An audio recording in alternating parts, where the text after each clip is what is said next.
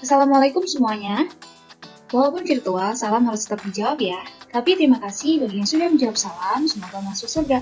Dan yang tidak menjawab, semoga tidak masuk angin. Teman-teman, tahu nggak sih apa itu kelompok referensi? Dan kenapa kelompok referensi serta individu itu dapat mempengaruhi perilaku konsumen dalam pembelian? Nah, daripada bingung, mari kita bahas bersama-sama dalam video pembelajaran kali ini. Sebelum pemaparan materi, nggak lengkap dong rasanya kalau belum kenalan. Jadi, perkenalkan nama saya Zahra Naila Nasya dengan NIM 2017-102210 dari kelas 6 KPIE. Pada kesempatan kali ini, kita akan belajar bersama mengenai pengaruh individu kelompok referensi perilaku konsumen. Pembelajaran kali ini ada beberapa poin yang akan kita bahas, yakni pertama mengenai pengertian kelompok referensi, yang kedua tipe kelompok referensi, dan yang ketiga cara kelompok referensi mempengaruhi pilihan konsumen, dan yang keempat faktor yang berpengaruh pada kelompok referensi. Oke teman-teman, tanpa berlama-lama langsung saja kita bahas poin pertama, yakni pengertian. Pengertian kelompok referensi. Kelompok referensi merupakan sekumpulan individu yang saling berinteraksi untuk memberikan referensi secara nyata, baik cepat maupun lambat, untuk mempengaruhi seseorang dalam pembelian dan konsumsi. Kelompok referensi atau biasa disebut juga grup acuan, dapat dijadikan rujukan seseorang dalam mengambil keputusan pembelian.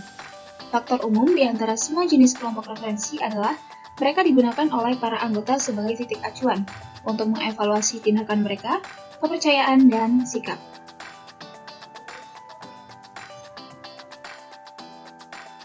Kemudian untuk poin materi yang kedua, yakni tipe kelompok. Tipe kelompok referensi. Menurut Peter J. Paul and Al Sansi pada tahun 2005, kelompok referensi diklasifikasikan ke dalam beberapa kelompok, yaitu yang pertama, ada kelompok formal dan informal. Kelompok referensi formal dibentuk dan dirinci dengan jelas, contohnya saja seperti kelompok kerja di kantor, kelompok divisi, dan kelompok arisan PKK. Kemudian untuk tipe kelompok yang kedua ada primer dan sekunder. Kelompok primer mengukur keterlibatan interaksi langsung dan tatap muka lebih sering, contohnya interaksi dengan keluarga dan teman. Interaksi antara keluarga dan teman sering dilakukan setiap harinya. Untuk itu, maka disebut kelompok primer. Selanjutnya, kelompok sekunder mengukur keterlibatan interaksi langsung dan tatap muka lebih sedikit, contohnya ada interaksi dengan kelompok PKK dan kelompok olahraga. Mereka akan bertemu jika hanya ada jadwal pada hari tersebut. Kemudian tipe kelompok yang ketiga ada keanggotaan. Keanggotaan atau membership adalah masuknya seseorang menjadi anggota suatu perkumpulan dari kelompok referensi. Contohnya kelompok olahraga dan kelompok pecinta alam.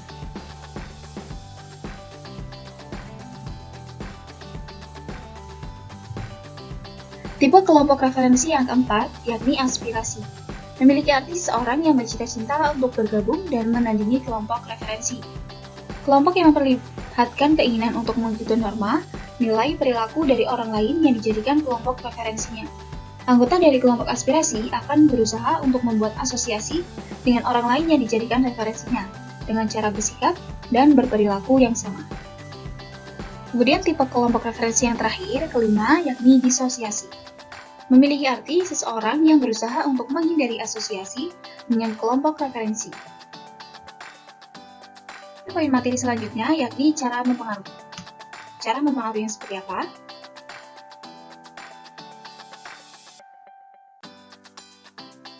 Cara kelompok referensi mempengaruhi pilihan konsumen. Salah satu yang akan mempengaruhi konsumen dalam pengambilan keputusan adalah kelompok referensi. Kelompok referensi akan mempengaruhi seseorang melalui fungsinya sebagai pembawa ekspresi nilai, pengaruh normatif, dan pengaruh informasi menurut Swarman pada tahun 2011. Maka ada beberapa cara kelompok referensi dalam mempengaruhi perilaku konsumen. Yang pertama, ada pengaruh ekspresi nilai.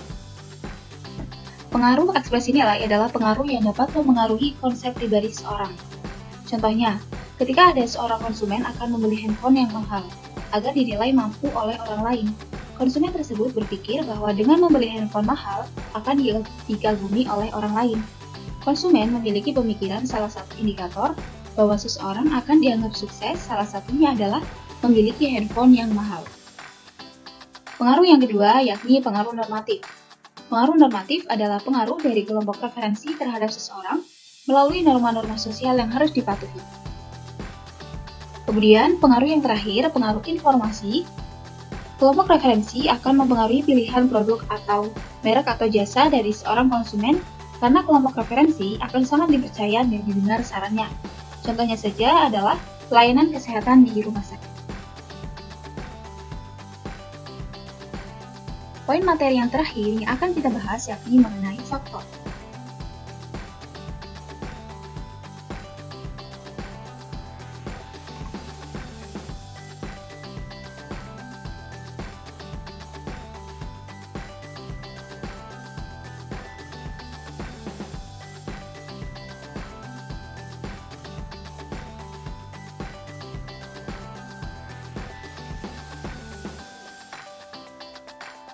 Faktor yang berpengaruh pada kelompok rujukan. Intensitas pengaruh kelompok rujukan terhadap perilaku individu sangat ditentukan oleh sifat individu dan produk serta faktor-faktor sosial tertentu. Nah, menurut Schiffman dan Kano pada tahun 2007, yang mengemukakan beberapa faktor yang berpengaruh terhadap kelompok rujukan antara lain, yang pertama ada faktor information and experience. Seseorang yang memiliki pengalaman langsung terhadap suatu produk atau orang yang mudah memperoleh informasi lengkap tentang suatu produk atau jasa akan lebih sulit terpengaruh oleh penjelasan orang lain. Begitupun sebaliknya, seseorang yang kurang memiliki pengalaman langsung terhadap suatu produk atau kurang informasi tentang suatu produk akan lebih mudah untuk terpengaruh dari penjelasan orang lain. Kemudian faktor yang kedua ada kredibilitas, daya tarik, dan kekuatan kelompok rujukan. Kelompok rujukan yang dianggap kredibel, menarik, dan memiliki kekuasaan dapat menimbulkan perubahan sikap dan perilaku konsumen. Contohnya, jika seseorang sedang mencari informasi tentang suatu produk atau jasa, mereka akan lebih suka dengan pendapat orang yang mereka anggap dapat dipercaya dan berpengetahuan. Jadi, mereka akan lebih terpengaruh oleh orang yang mereka anggap mempunyai kredibilitas dan daya tarik yang tinggi. Faktor yang terakhir, yang ketiga, conspicuousness of the product. Potensi pengaruh dari suatu grup preferensi terhadap keputusan pembelian seseorang berbeda menurut seberapa menonjolnya suatu produk secara visual maupun verbal dibanding dengan produk lain. Para pemasar akan tertarik pada kemampuan kelompok rujukan untuk mengubah sikap dan perilaku konsumen dengan mendorong timbulnya kesesuaian atau conformity. Nah, untuk mendorong timbulnya kesesuaian tersebut, kelompok rujukan dapat melakukan beberapa hal, antara lain yang pertama, menginformasikan atau mengusahakan membuat individu menyadari bahwa tentang spesifikasi produk atau merek tertentu. Kemudian yang kedua, memberikan kesempatan pada individu untuk membandingkan pemikirannya sendiri dengan sikap dan perilaku kelompok. Nomor 3, yakni mempengaruhi individu untuk mengambil sikap atau perilaku yang sesuai dengan norma-norma suatu kelompok. Kemudian, cara yang terakhir yakni keempat, membenarkan keputusan untuk memakai produk-produk yang sama dengan kelompok. Itu saja yang dapat saya jabarkan. Semoga apa yang didapat hari ini dapat bermanfaat untuk kalian semua. Akhir kata, hidup kesepian tanpa kekasih. Cukup sekian dan terima kasih. Wassalamualaikum warahmatullahi wabarakatuh.